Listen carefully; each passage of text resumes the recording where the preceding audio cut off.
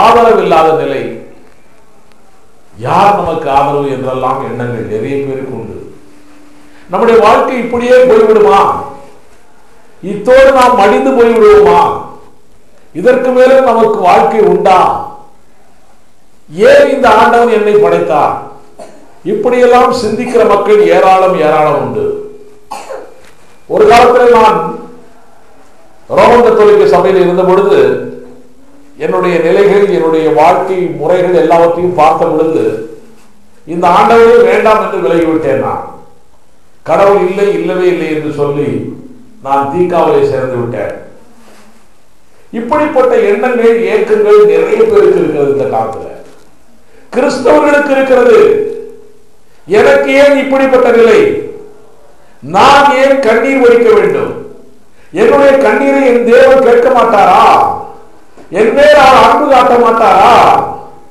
ஏன் எனக்கு இப்படிப்பட்டதான இக்கட்டான சூழ்நிலை? நான் வாழ்வதா சாவதா? இப்படிப்பட்ட எண்ணங்கள், ஏக்கங்கள் நிறைய பேருக்கு இருக்கிறது. இந்த ஏக்கத்துக்கெல்லாம் முடிவு உண்டா?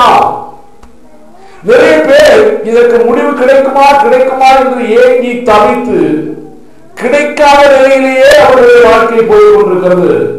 ஒரு சிலர் தங்களை தாங்களே தற்கொலை செய்து கொள்கிறார்கள். ஒரு சிலர் தங்களுடைய வாழ்க்கையை வேறு வழியாக கொண்டு போகிறார்கள், தேவனுக்கு விரோதமாய் போகிறார்கள். எது எப்படி இருந்தாலும் சரி, உங்களுக்கு இருக்கக்கூடிய நம்பிக்கை, விசுவாசம் எப்படி இருக்கிறது, அதுதான் முக்கியம். இன்றைக்கு நாம் ஒரு வேத பாடம் வாசித்தோம்.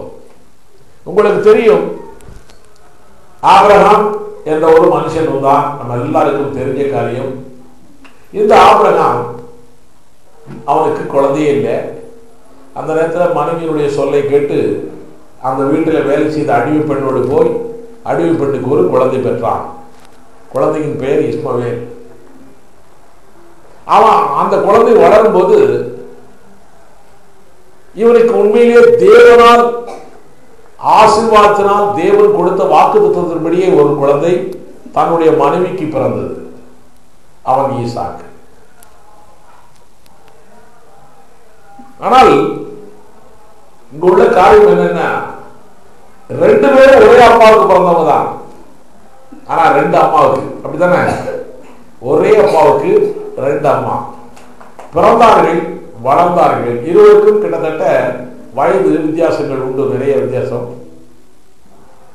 ரெண்டு பேரும் இருக்கும்போது ஒருத்தருக்கு ஒருத்தன், நான் தான் உனக்கு அண்ணன், நான் தான் முதல்ல பிறந்தேன், நான் தான் பெரிய ஆள், இப்படி ஒருத்தருக்கு ஒருத்தர் சண்டை. அடிமை பெண்ணுக்கு பிறந்தவனுக்கு ரொம்ப தைரியம் ரொம்ப வந்துச்சு, முத ஆள்னு சொல்லி. இப்படிப்பட்ட காலகட்டத்தில் உண்மையான மனைவி இந்த இதை பார்த்த உடனே, நிகழ்ச்சியை பார்த்த உடனே அவளுக்கு வருத்தமாகி போச்சு. கேவலம் ஒரு அடிமையினுடைய மகன் என்னுடைய மகனை கேவலமாய் பேசலாமா? நிறைய பேருக்கு அப்படியெல்லாம் எண்ணங்கள் வரும் இல்ல? கிறிஸ்தவர்களுக்கே எண்ணங்கள் வருது இப்படியெல்லாம். கிறிஸ்தவர்களுக்கே எண்ணங்கள் வருது இப்படியெல்லாம்.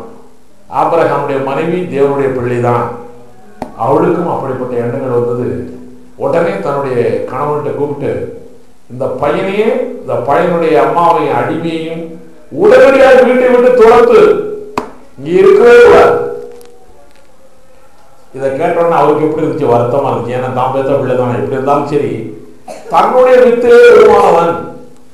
அதனால இவரால் அனுப்புறதுக்கு வருத்தமா இருக்குது, கவலையோடு கண்ணீரோடு இருக்கிறார். அன்றைக்கு தேவனே நேரடியாக அவரோடு பேசுகிறார். ஆபிரகாமே, உன் மனைவி சொன்னபடி செய், அவள் நன்மைக்கு எதுவாய் சொல்லி இருக்கிறாள். ஈசாக்கு என்பவனுடைய வழியில் தான் உன்னுடைய சந்ததி வளரும். அதனால இவனை அனுப்பி வை. உடனே அடிமை பெண்ணையும், அடிமை பெண்ணுக்கு தன்போலமாய் பிறந்த முதல் மகனையும் உடனே அனுப்பிவிட்டான் ஆபிரகாம். கூட என்ன கொடுத்தான் தெரியுமா? நம்மளாம் என்ன கொடுப்போம்? பணம் கணக்கு கொடுத்து, சொத்து கித்து எழுதி வச்சு, வெள்ளி பொண்ணு ஏதாச்சும் ஒன்று கொடுத்து அப்படிதான் அனுப்புவோம் நம்மெல்லாம். இல்லைம்மா, அப்படித்தானே? அவன் ஒன்றும் செய்யல.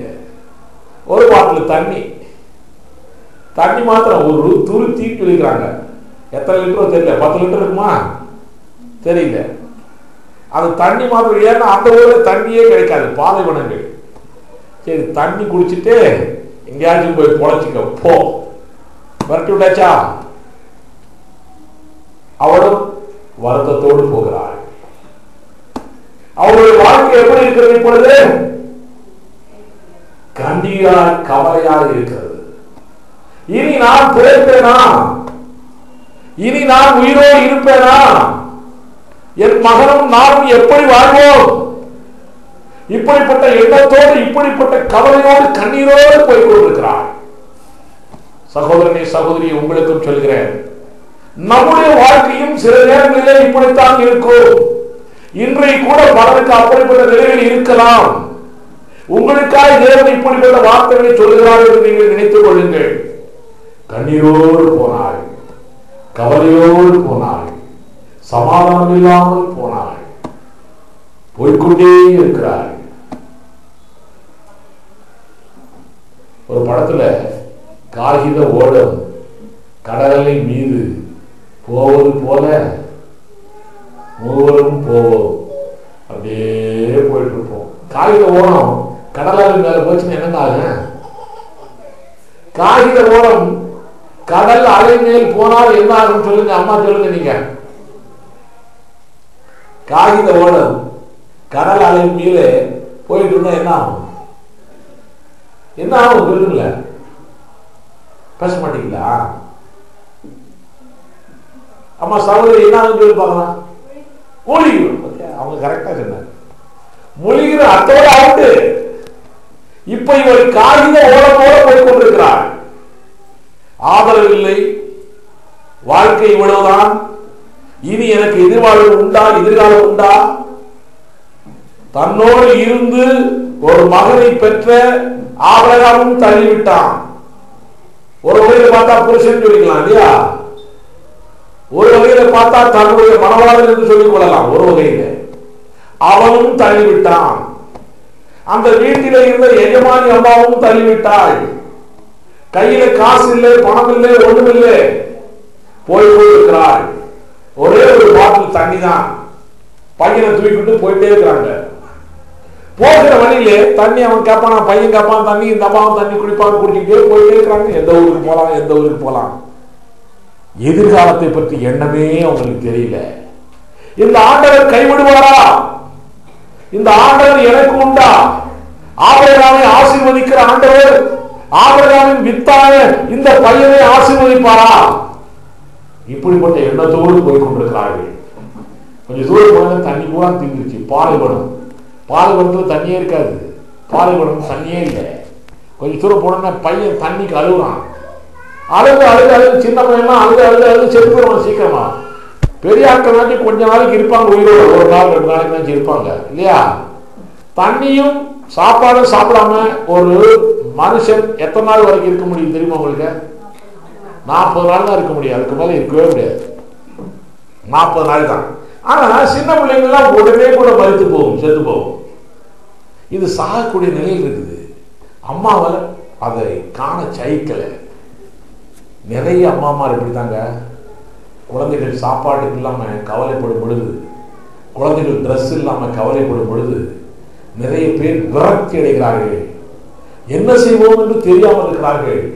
ஒரு சில தாய்மார்கள் அந்த குழந்தையே சாகடித்து விட்டு தாங்களும் செத்து போகிறார்கள். தினந்தோறும் பத்திரிகையில படித்துக் கொண்டே இருக்கிறோம் நாம் எல்லாரும். இந்த கடைசி காலத்துல இப்படிப்பட்ட காரியங்கள் எல்லாம் நடந்து கொண்டே இருக்கின்றன. எல்லா காரணம் இந்த பத்திரிகை, இந்த டிவியில வரக்கூடிய சீரியல், சினிமா, இதெல்லாம் பார்க்க பார்க்க பார்க்க நம்மவர்களுக்கு, விசேஷமா கிறிஸ்தவர்களுக்கு, விசேஷமா இவர்களுக்கும் ஒரு நம்பிக்கை இல்லாத தன்மை வந்து விடுகிறது, விசுவாசம் இல்லாத தன்மை வந்து விடுகிறது. ஆகாருக்கும் அப்படித்தான் வந்தது. அடிமை பெண், அவ பேர் ஆகார். அவளுக்கும் அப்படிப்பட்டது எண்ணம் தான் வந்தது. இந்த பையன் சாகிறதை நான் பார்க்க முடியாது அப்படின்னு சொல்லிட்டு அவனை ரொம்ப தூரத்தில் வச்சுட்டு இவன் இங்க வந்து உட்கார்ந்து அழுதுகிட்டே இருக்கிறான். திடீரென்று வாரத்திலிருந்து சத்தம் வந்தது. வந்துச்சா? வாசிங்க அதை கொஞ்சம். 21ஆம் அதிகாரம் 17ஆம் வசனம், 16ஆம் வசனத்தை வாசிங்க. பிள்ளை சாகிறதை நான் பார்க்க மாட்டேன். எந்த தாயுடைய உள்ளான அன்பும் அப்படித்தான் இருக்குங்க. பிள்ளை சாகிறதை நான் பார்க்க மாட்டேன். சத்தமிட்டு அழுதாள். யாரை கூப்பிட்டு அழுதாள் தெரியல. நிச்சயமா நான் நிதானிக்கிறேன், தேவனை கூப்பிட்டு தான் அழுதுக்கணும்னு நினைக்கிறேன். ஏனென்றால் ஆபிரகாமோடவே கூட இருந்தவள், சாராவோடவே கூட இருந்தவள், சர்வ வல்லமையுள்ள எல்ஷடாய் என்ற தேவனை பற்றி அறிந்தவள். நிச்சயமாய் நம் தேவனை நோக்கிதான் அழுதிருக்க வேண்டும், தெரியல. ஆனாலும் சத்தமிட்டு அழுதாள். உடனே தேவன் பிள்ளையின் சத்தத்தை கேட்டார். யார் சத்தத்தை கேட்டாராம்? தேவனே. சின்ன பிள்ளைங்க மேல நம் தேவன் ரொம்ப அன்பா இருக்காரு, தெரியுமா? இருக்காரா? சின்ன பிள்ளைங்க மேல அன்பா இருக்காரு. இந்த ஆச்சிரமத்தில் பிள்ளைகள்லாம் இருக்கு பாருங்க, மழை காலத்துல எல்லாம் மழை அப்படியே தண்ணி நிறைஞ்சிருக்கு எல்லா இடங்கள்லையும். ஸ்கூலுக்கு போவாங்க வருவாங்க. ஆனாலும் எந்த ஒரு வியாதி இல்லை, விக்கிரம் இல்லை, என் தேவன் சுகத்தோடு வைத்திருந்தார். அல்லேலூயா சொல்லுவோமா? பிள்ளைகள் மேலே நம் தேவனுக்கு ஒரு அனாதி வாஞ்சை, ஆசை. பிள்ளைகள் மேலதான் ரொம்ப அன்பு பிள்ளைகளுக்கு. அதனாலதான் தேவன் சொன்னார் நம்மளை பார்த்து, நீங்க எப்படி இருக்கணுமா? சிறு பிள்ளைகளை போல இருக்கணுமா? நம்ம எல்லாரும் சிறு பிள்ளைகளை போல, கள்ளம் கபடம் தெரியாத பிள்ளைகளை போல நம்ம எல்லாம் இருக்கிறோம். இந்த அம்மாவும் அழுதாங்க, அந்த சிறு பையனும் அழுதான். யாருடைய சத்தத்தை தேவன் கேட்டானா? அப்ப நீயும் ஜெபம் பண்ணிட்டு இருக்கிற, நம்ம எல்லாரும் ஜெபம் பண்ணிட்டு இருக்கிறோம், என்னுடைய வாழ்க்கை என்ன ஆகுமோன்னு சொல்லி. நம்ம சத்தம் கேட்கவே இல்லை அவருக்கு, அப்படித்தானா? நம்ம சத்தத்துக்கு பதிலே இல்லை. அப்ப நம்முடைய சத்தம் சரியில்லை, சரிதானா? நம்ம சத்தம் சரியான சத்தமாய், விசுவாசம் உள்ள சத்தமாய், நியாயமான சத்தமாய் இருக்கணும். அதனாலதான் பதில் கிடைக்கவில்லை. இந்த சிறு குழந்தை ஒருவரையாத குழந்தை, கள்ளம் கபடம் இல்லாத குழந்தை கத்துகிறது. நீயும் நானும் கள்ளம் கபடம் இல்லாமல் எந்த ஒரு உலக காரியங்களை பற்றியும் சிந்திக்காமல் அவரையே நோக்கி நாம் கூப்பிட்டால் நிச்சயமாக நம் தேவன் பதில் கொடுப்பார். ஹல்லேலூயா. சிறு குழந்தை போல கூப்பிடணும், கள்ளம் கபடம் இல்லாமல். எத்தனையோ ஜெபங்கள் எனக்கு நான் ஜெபம் பண்ணிட்டேன், முட்டிக்கால் போட்டு ஜெபம் பண்ணிருக்கிறேன், உபவாசம் இருந்து ஜெபம் பண்ணிருக்கிறேன், அழுகிறது ஜெபம் பண்ணிருக்கிறேன், எந்தெந்த கூட்டங்களுக்கோ போயிருக்கிறேன். உன்னுடைய உள்ளம் எப்படி இருக்கிறது? உன்னுடைய உள்ளம் அந்த சிறு குழந்தையை போல இருக்கிறதா? கள்ளம் கபடம் இல்லாமல் இருக்கிறதா? தேவன் மேலே முழுமையாய் நம்பிக்கை இருக்கிறதா? ஆமென். இந்த சிறு பிள்ளைகள்லாம் இன்னைக்கு அரிசி இல்லை, இன்னைக்கு காய் இல்லை, கறி இல்லை, ஏதாச்சும் கவலை உண்டா? அந்த பிள்ளைகளுக்கு என்னமெல்லாம் என்ன? எங்க அப்பா எனக்கு சாப்பாடு போடுவாரு. ஆமென். கரெக்டா மத்தியானம் 1 மணிக்கு மாணவர்கள் சாப்பாடு போட்டுருவாரு. அதானே என் நம்பிக்கை. உங்களுக்கு அரிசி இருக்குதா இல்லையா அதை பத்தி கவலை இல்லை. இப்படிப்பட்ட விசுவாசம் நம்ம எல்லாருக்கும் இருக்கணும். நான் ஆராதிக்கிற தேவன், நான் விசுவாசிக்கிற தேவன் என்னை நிச்சயம் கைவிடவே மாட்டார். என்னை நிச்சயம் கொடுப்பார், கொடுத்து கொண்டே இருப்பார். ஆமென். ராமேஸ்வரத்துல நாங்கள் இருந்தபோது, அதெல்லாம் நான் உங்களுக்கு சொல்லியிருக்கிறேன், ஆனாலும் புதிதாக வந்தவர்களுக்கு சொல்றேன். நாங்கள் இருந்த பொழுது பக்கத்துல ஒரு பெந்தகோஸ்து சர்ச் இருந்தது. அங்க சர்ச்சில் வர்றவங்க எல்லாம் காணிக்கலாம் சும்மா 50 காசு 4 தான் போடுவாங்க. இந்த காணிக்கை வச்சு அவங்க ஆளெல்லாம் பிழைக்க முடியாது. 3 சகோதரிகள், ஒரு பாஸ்டர், 4 பேர் இருப்பாங்க. இங்க சாப்பாடே இருக்காது. நிறைய நாட்கள் சாப்பிட மாட்டாங்க. வாரத்தில் 3 நாள் 4 நாட்கள் சாப்பிட மாட்டாங்க. ஏன் சாப்பிடல கேட்டால், நாங்கள்லாம் ரசிக்கப்படல. இப்போ பக்கத்து வீட்டில் இருப்போம். நாங்கள் ஏதோ போகிறாங்க வராங்க, வெள்ளை ட்ரெஸ் மாத்திரம் பந்தாவை போட்டு போவாங்க. பார்த்தா ட்ரெஸ் எல்லாம் கொஞ்சம் அழகாக இருக்கும். ஆனால் ஏன் சாப்பிடலன்னு கேட்டால் உபவாசம் சொல்லுவாங்க. பிற்பாடு நாங்கள் ரட்சிக்கப்பட்ட படம் தெரியும், உபவாசம் இல்லை, அவங்களுக்கு பணமே இல்லாமல் ஒன்றும் சாப்பாட்டுக்கு இல்லாமல் பட்னியாக இருந்துக்கிறாங்க. ஒரு நாள் ஞாயிற்றுக்கிழமை காலையில் 6 மணி முடிந்தது. முடிந்த உடனே அவங்க வீட்டில், அதுக்கப்புறம் தான் 6 அப்புறம் தான் காலையில் ஒரு 12 மணிக்கு மேலே தான் சமைக்க போகணும். சமைக்க போகும்போது ஒரு அம்மா ஓல்டு, 2 பேர் வாலிப சகோதரிகள், அந்த பாஸ்டர் ஒருத்தர் இருப்பார். அவங்க வீட்டில் இருந்தது ஒரு கொஞ்சோண்டு அரிசி, அவ்வளோதான். சரி, அரிசியை மாத்திரம் வச்சுட்டு கஞ்சி வச்சு சாப்பிடலாம், காய் இல்லை, கறி இல்லை, ஒன்றும் இல்லை அப்படின்னு சொல்லிட்டு சமைச்சிட்டு இருக்கிறாங்க. சமைச்சிட்டு இருக்கும்போது திடீரென்று ஒரு காகம் இவ்வளோ பெரிய மீனை தூக்கி கொண்டு வந்து கடல்ல, காகம் எப்படி அவ்வளோ பெரிய மீனை தூக்கிச்சு தெரியல எங்களுக்கு. இவ்வளோ பெரிய மீனை தூக்கி கொண்டு வந்து அவங்க வீட்டுக்கு முன்னாலேயே போட்டுட்டு போயிடுச்சு. ஆமாம். நம் தேவனால் கூடாத காரியம் ஒன்றுமில்லை. நீ தேவனை விசுவாசித்து பார், உனக்கு நடக்கும். நம் தேவனை நம்பி பார், உன் வாழ்க்கை நீடித்த நாட்கள் இந்த உலகத்தில் செழிப்போடு வாழ்வாய். என்னுடைய வாழ்க்கையெல்லாம் சொன்னோம்னா சொல்லிட்டே இருக்கலாம். என்னுடைய வாழ்க்கை அப்படிப்பட்ட வாழ்க்கை தான். மனிதனுடைய வாழ்க்கை உலகத்திலே போராட்ட வாழ்க்கை தான். போராட்டம் தான், பிசாசு போராட்டம் தான். ஆனாலும் போராட்டத்தில் வெற்றி உண்டு. ஹல்லேலூயா. போராட்டத்தில் வெற்றி உண்டு. ஹல்லேலூயா, ஹல்லேலூயா. ஒரு முறை நான் அவங்க சொன்ன சாட்சி அதே சர்ச்சில் இருந்து கேட்டேன். நான் ஒரு முறை கெரசின் இல்லை அவங்களுக்கு. இப்பதான் கேஸ் எல்லாம் வந்துருக்குது. கெரசின் இல்லை. கிருஷ்ணா இல்ல, மெட்ராஸ் பாஷா. கிருஷ்ணா இல்ல, கிருஷ்ணா இல்ல, ஏசு ஆயில, அல்லா ஆயிலா தெரியல, ஏதோ ஒரு ஆயில் ரைட்டு இல்ல அவங்களுக்கு. உடனே என்ன செய்யறதுன்னு தெரியல. அரிசி இருக்குது, சமைக்க முடியல. என்னதான் ஐடியா இருந்துச்சோ தெரியல. ஜெபம் பண்ணாங்க. கர்த்தர் சாதாரண தண்ணீரையும் திராட்சை ரசமாய் மாற்றினவர் அல்லவா? சாதாரண தண்ணீரை திராட்சை ரசமாய் மாற்றினவர் அல்லவா? அந்த தேவன் இன்றைக்கும் ஜீவிக்கிறாரே.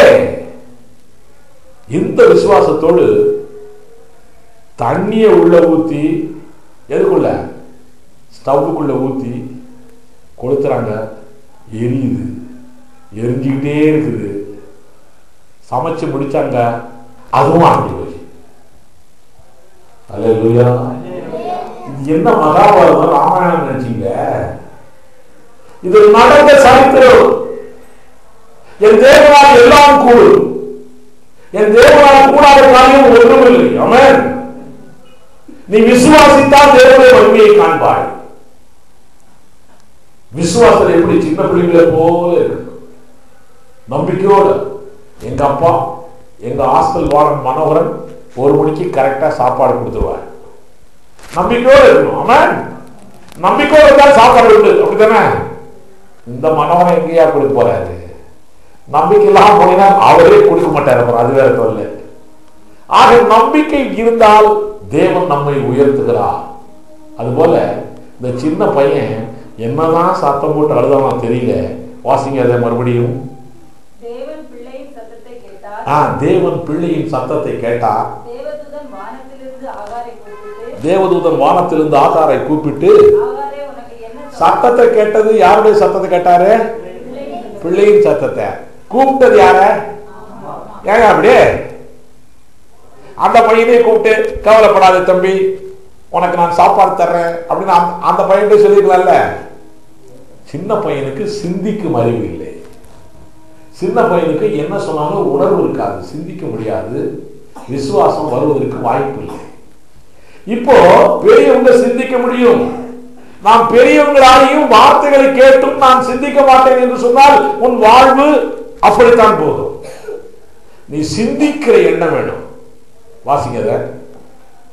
ஆகாரே உனக்கு என்ன சம்பவித்தது? ஆகாரே உனக்கு என்ன சம்பவித்தது? ஆண்டவருக்கு தெரியாதா? யோசிங்க. ஆண்டவனே, நான் இவ்வளவு தூரம் கஷ்டப்படுறேனே, உனக்கு தெரியாதா? நம்ம ஆட்கள் கேட்கிற கேள்வி இது. அவருக்கு தெரியும்பா. ஓ வாயிலிருந்து உனக்கு என்ன கஷ்டங்கிறது அவர்கிட்ட சொல்லணும். ஆகாரே உனக்கு என்ன சம்பவித்தது? பயப்படாதே. பயப்படாதே. பயப்படுகிறவன் தேவனுடைய பிள்ளையே இல்லை. பயப்படவே கூடாது.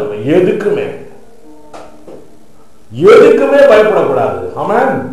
பயப்படுவீங்களா? எதை பத்தியும் பயப்படக்கூடாது. ஆமென். ரைட். வாசிங்க. பிள்ளை இருக்கும் இடத்திலே தேவன் அவன் சத்தத்தை கேட்டார். பிள்ளை இருக்கும் இடத்திலே தேவன் அவன் சத்தத்தை கேட்டார். நீ எழுந்து பிள்ளையை எடுத்து அவனை உன் கையினால் பிடித்துக் கொண்டு போ. நீ எழுந்து பிள்ளையை எடுத்து அவனை உன் கையினால் பிடித்துக் கொண்டு போ. ஏன் கையினால் பிடித்துக் கொண்டு போன்றாரு? அவன் சாகடம் விட்டுட்டு வட்டா பத்தியா? இப்படி ஒரு தாய் இருக்கக்கூடாது. அவன் சாகடம் போட்டும் அவனுடைய சாவை பார்க்க முடியாது நான் அப்படின்னு விட்டுட்டு வந்துட்டார்ல. வேண்டாம் வேண்டாம், நீ அவனை கையினால் பிடித்து கொண்டு அவனை பெரிய ஜாதியாக்குவேன். பெரிய ஆளாக்க போறாங்க. அவன் அப்ப தேவன் உன்னை பற்றியும் என்னை பற்றியும் ஏதோ ஒரு பெரிய கரிசனை வைத்திருக்கிறார் தெரியுமா? ஒரு ஆளு பிள்ளைங்க எல்லாம் அப்பா அம்மா பெத்து போட்டவொடனே கர்ப்பத்தில் இருக்கும்போதே நினைக்கிறாங்க, பிறந்த உடனே நினைக்கிறாங்க, இந்த பையனை ஐஏஎஸ் ஆபீசர் ஆக்கணுங்க, கலெக்டர் ஆக்கணுங்க, இந்த பையனை டாக்டர் ஆக்கணுங்க. நம்ம ஆட்கள் பார்த்தியா, நமக்கு இவ்வளவு ஆசை இருந்தால் நம்ம அப்பாவுக்கு நம்மளை பற்றி எவ்வளவு ஆசை இருக்கு யோசிச்சு பாருங்க. என்னை பற்றி எல்லாம் எவ்வளவு ஆசை வச்சிருக்காரா தெரியல. அதற்கெல்லாம் நான் என்னை தகுதிப்படுத்திக் கொண்டால் அந்த ஆசைகள் எல்லாம் நிறைவேறும். நான் என்னை தகுதிப்படுத்தாமல் இருந்தேன்னா அந்த ஆசை நிறைவேறவே நிறைவேறாது. ஆமென். தேவன் சொல்லுகிற ஆசை என்ன தெரியுமா? நான் உன்னை பெரிய ஜாதியாக்குவேன். ஆமென். அப்புறம் என்ன சொன்னாரு? தேவன் அவருடைய கண்களை திறந்தார். தேவன் அவருடைய கண்களை திறந்தார். அப்புறம் என்ன? அவ குருடிய ஆகார் கண்ணு தெரியாதவளா? கண்ணு நல்லா தெரியும்.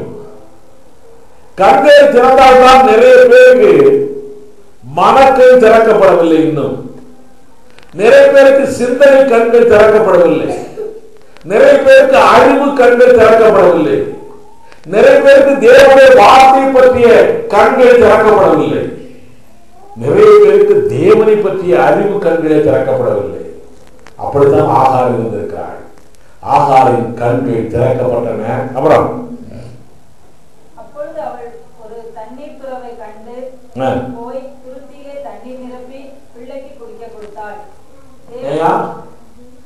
அப்பதான் கர்த்தர் அங்க ஒரு தண்ணீர் துறவுன்னு சொன்னா ஒரு ஊற்றுக்கள், பள்ளத்தாக்கு, ஏதோ ஒன்று வச்சுங்க, தண்ணீர் துறவு, கிணறுன்னு வச்சுக்கலாம். இந்த தண்ணீர் துறவு அப்பதான் தேவன் உண்டாக்குனாரா? அப்பதான் உண்டாக்குனாரா? சொல்லுங்களேன் சத்தமிட்டு. இல்லவே இல்லை. அவள் இருக்கிற அவளுக்கு பக்கத்திலேயே தண்ணீர் துறவு இருக்கிறது. அவள் அதை பார்க்கல. பார்க்காமலே தண்ணி இல்லைன்னு சொல்லி மகன் சாகுறான்னு சொல்லி மகனை கொண்டு போய் தூரத்தில் விட்டுட்டு மகனும் அழுகுறான், இவளும் அழுகிறான். தேவன் அவளோடு பேசின பிற்பாடு, தேவனுடைய வார்த்தையை இவள் விசுவாசித்த பிற்பாடு, உன் மகனை பெரிய ஜாதியாக்குவன் என்று தேவன் சொன்ன வார்த்தையை இவள் நம்பின பிற்பாடு, இவருடைய எண்ணங்கள் இவருடைய மனது சிந்தனை எல்லாம் தேவனை நோக்கி திறந்த போது பக்கத்தில் இருந்த இந்த துறவு அவருடைய கண்ணில் பட்டது. தேவனுடைய பிள்ளைகளை உங்களுக்கு நான் சொல்கிறேன், நமக்கு பக்கத்திலே தேவன் ஆசீர்வாதத்தை வைத்திருக்கிறார். நமக்கு முன்னாலேயே தேவன் ஆசீர்வாதத்தை வைத்திருக்கிறார். நம்முடைய வாழ்க்கையிலே என்னென்ன காரியங்கள் எல்லாம் நடக்கும் என்பதை அவர் நினைத்து, நடக்க வேண்டும் என்று அவர் நினைத்து நமக்கு பக்கத்திலே ஆசீர்வாதத்தை வைத்திருக்கிறார். நம்ம தான் அதை பார்த்து சோதரிக்கிறது இல்லை. ஏன்? தேவனை பற்றிய அறிவு நமக்கு இல்லாதனால ஆசீர்வாதங்கள் நமக்கு இருக்கிறது என்ற ஒரு உணர்வே நமக்கு இல்லாமல் போகிறது. நம்ம எல்லாரும் ஆசீர்வாதங்கள் இருக்கா? ஆசீர்வாதங்கள் இருக்குன்னு சொல்றவங்க கரங்களை தட்டி தேவனுடைய நாமத்தை மையப்படுத்த பார்க்கலாம். ஆசீர்வாதங்கள் எனக்கு உண்டு, என் கண்கள் திறக்கப்பட வேண்டும். இப்ப கொஞ்சம் கொஞ்சம் திறந்திருக்குன்னு நினைக்கிறேன், முழுமையா திறக்கணும். அப்பதான் நிறைய ஆசீர்வாதம் நமக்கு கிடைக்கும். முழுமையா திறக்கிறதுக்கு வழி என்ன? தேவனுடைய வார்த்தையை நம்பி விசுவாசித்து செயல்பட வேண்டும். அவ்வளவுதான், ஒண்ணுமே இல்லை. பெரிய ஜாதியாக்குன்னு சொன்னார், அவ்வளவுதான். விசுவாசித்தால் எழுந்தாள், பார்த்தா பக்கத்துல துறவு தண்ணீர் இருக்கிறது. அவன் பிசாசானவன் உனக்கு வரக்கூடிய ஆசீர்வாதத்தை கெடுத்து கொண்டிருக்கிறான், ஜாக்கிரதை. பிசாசானவன் ஆகாருக்கு பக்கத்திலே இருக்கக்கூடிய தண்ணீர் துறவை பார்க்க கூடாதபடி அவரையும் அவருடைய பிள்ளையும் சாகடிக்க வேண்டும் என்று பிசாசானவன் வனாந்தரத்தில் காரியங்கள் செய்து கொண்டிருந்தான். இதே போல சகோதரனே சகோதரியே, உனக்கு பக்கத்திலே உனக்கு தேவன் கொடுக்க போகிற ஆசீர்வாதத்தை நீ பார்க்க கூடாதபடிக்கு அல்லது நீ அனுபவிக்க கூடாதபடிக்கு நீ விசுவாசிக்காமல் இருக்க வேண்டும் என்பதற்காக பிசாசானவன் உனக்குள்ளே பலதரப்பட்ட எண்ணங்களையும் கருத்துக்களையும் உனக்கு சொல்லிக் கொண்டே இருப்பான். ஜாக்கிரதை. நீ பிசாசுக்கு எதிர்த்து தேவனுடைய வார்த்தை உனக்குள்ளே எழுதப்படும். நீ தேவனுடைய வார்த்தைப்படி நடந்துப்பா. உனக்கு ஆகாருக்கு கண்களிலே பட்ட அந்த துறவு, அந்த கிணறு, அந்த தண்ணீர் உள்ள கிணறு உனக்கும் ஆசீர்வாத கிணறு உனக்கும் கிடைக்கும். ஹல்லேலூயா, ஹல்லேலூயா. வாசிங்க அடுத்த வசனம். தேவன் பிள்ளையுடனே இருந்தார். பாத்தியா, சின்ன பிள்ளைங்க மேல ரொம்ப அன்பா இருக்கேன். இந்த அம்மாவோடே இருந்தார் எழுதுற வசனம். தேவன் பிள்ளையுடனே இருந்தார். அவன் வளர்ந்து வனாந்தரத்திலே குடியிருந்து வில் வித்தையிலே வல்லவனானான். ஹல்லேலூயா. அந்த குரூப் தான் இந்த காலத்தில் இருக்கக்கூடிய முஸ்லிம் குரூப். முஸ்லிம் குரூப் பணக்காரங்களா இல்லையாமா? தேவன் சொல்றதை செஞ்சு காட்டினாரா இல்லையாமா? அவங்களுக்கு என்ன சொன்னாரு? பெரிய ஜாதி ஆக்குவேன். ஆக்கியிருக்கிறாரா? முஸ்லிம்களை கண்டுதான் அமெரிக்காவே பயந்துட்டு இருக்குது, இங்கிலாந்தே பயந்துட்டு இருக்குது. சரிதானா?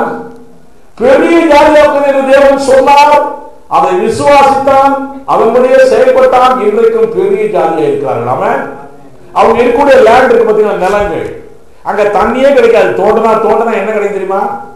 டீசல் பெட்ரோல் தான் கிடைக்கும், எண்ணெய் தான் கிடைக்கும். தண்ணி கிடைக்கிறது ரொம்ப கஷ்டம். அந்த பெட்ரோலை வச்சுதான் உலகமே அவன் பின்னால்தான் இருக்குது. ரைட்டா?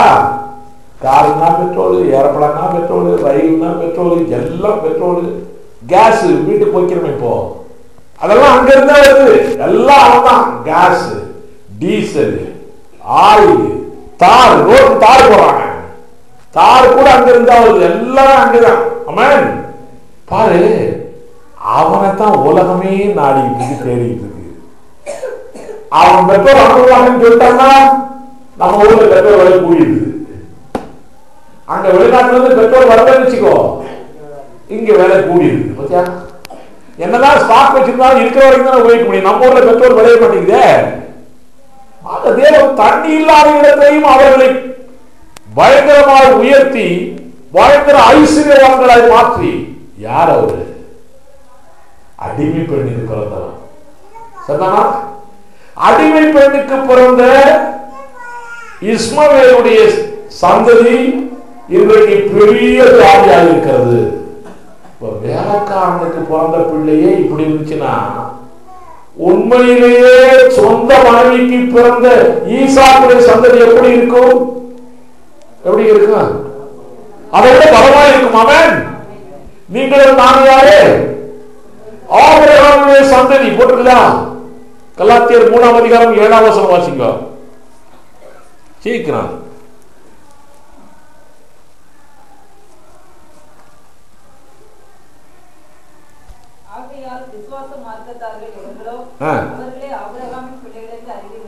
விசுவாச மார்க்கத்தார்கள் எவர்களோ அவர்களே யாருடைய பிள்ளைகள்? சாராளுக்கு பிறந்த பிள்ளை. ரைட்தானா? ஈசாக்கு. ரைட்டாதானா? அந்த சந்ததி நம்ம எல்லாரும் ஹல்லேலூயா சொல்லுவோமா?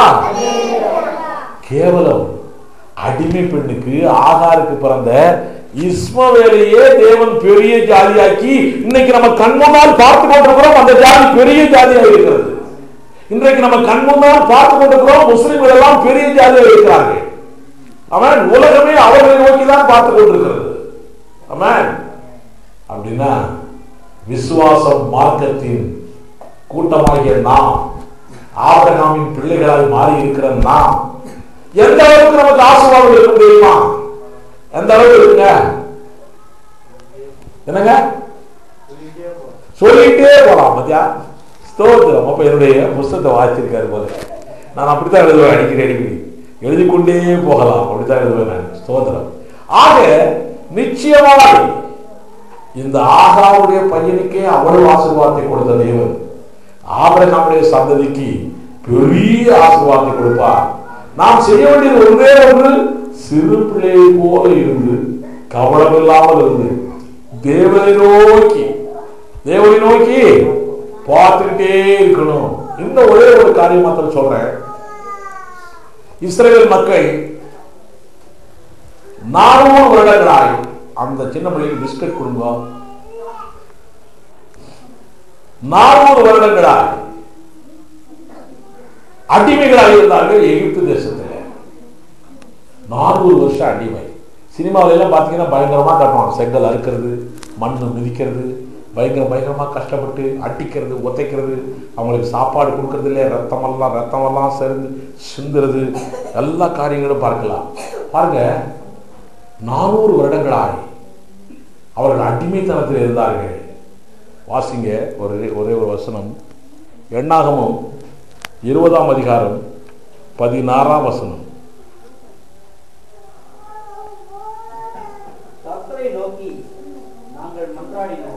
கர்த்தரை நோக்கி நாங்கள் மன்றாடினோம், அவர் எங்களுக்கு செவி கொடுத்து, கர்த்தரை நோக்கி மன்றாடினோம், அவர் எங்களுக்கு செவி கொடுத்து ஒரு தூதனை அனுப்பி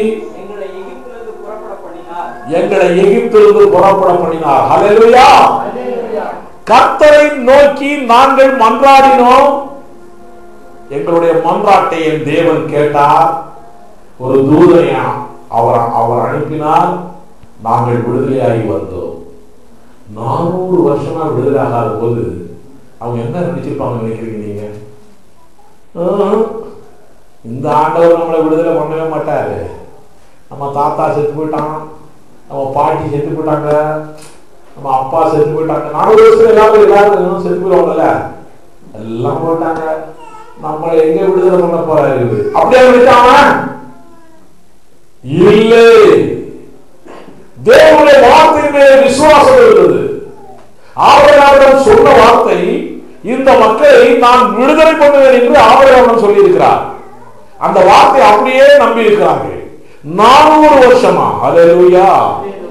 அப்போ 400 வருஷமா நம்பின அந்த மக்களுக்கு விடுதலை கிடைச்சிட்டா? அவர்கள் தேவனை நோக்கி கெஞ்சினார்கள், மன்றாடினார்கள், விடுதலை கிடைத்தது. விடுதலை கிடைக்கிறதுக்கு ஒரு ஆள் வந்தான், அவனை கூட்டிட்டு வந்து அவன் மூலமா தான் விடுதலையே பாலும் தேடும் ஓடுகிற தேசத்தில் கூட்டிக் கொண்டு போனான். அல்லேலூயா. நீ தேவனிடத்திலே கெஞ்சி மன்றாடு, கேள், விசுவாசத்தோட கேள். 400 வருஷமா அவன் கேட்டாலே உனக்கு என்ன 1 வருஷம் 2 வருஷம் 5 வருஷம் 10 வருஷத்துல கிடைக்கலன்னா உனக்கு ஏன் அதிருப்தி, உனக்கு ஏன் அவிசுவாசம்? அவன் 400 வருஷமா கேட்டுட்டு இருந்தாங்க. எத்தனை பேர் கேட்டவன் செத்து போயிட்டான், உனக்கு என்ன அதிருப்தி? அடிமையாய் கிடந்தவன் விசுவாசத்தோடு இருந்தான். இன்றைக்கு நீங்க நாம் அடிமையா இருக்கிறோம்.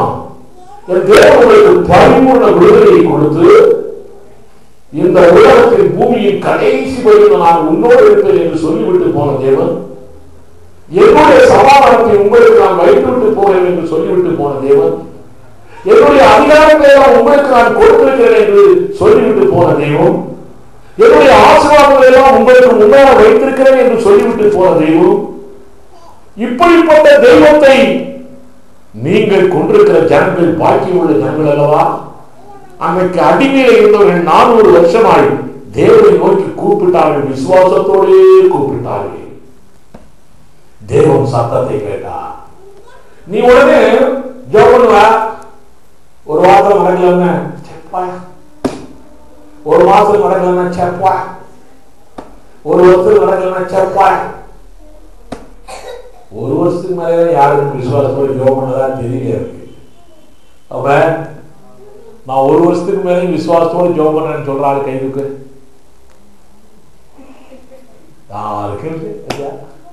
நான் ஒரு முக்கியமான காரியத்தை கடந்த 10 ஆண்டுகளாக விசுவாசத்தோடு சொல்லிக் கொண்டிருக்கிறேன். 10 ஆண்டுகளாக நான் உங்களுக்கு சொல்ல மாட்டேன். கவலையே இல்லை. 400 ஆண்டுகளாக விசுவாசத்தோடு தேவனிடத்திலே சொல்லி பெற்றுக்கொண்ட இஸ்ரவேலர்கள், அவன் அடிமை, நான் சுயாதீனன், அவன் ஆகாருக்கு பிறந்த இஸ்மவேலை போன்றவர்கள், நான் சாராளுக்கு பிறந்த வாக்குத்தத்தம் உள்ள சந்ததி. அல்லேலூயா சொல்லுவோமா? அவர் எனக்கு நிச்சயமாய் கிடைக்கும் என்று நம்பி இருக்கிறேன். இந்த செய்தியை கேட்கிற சகோதரனை சகோதரி உனக்கு நான் சொல்கிறேன், நிச்சயமாய் பொறுமையோடு காத்து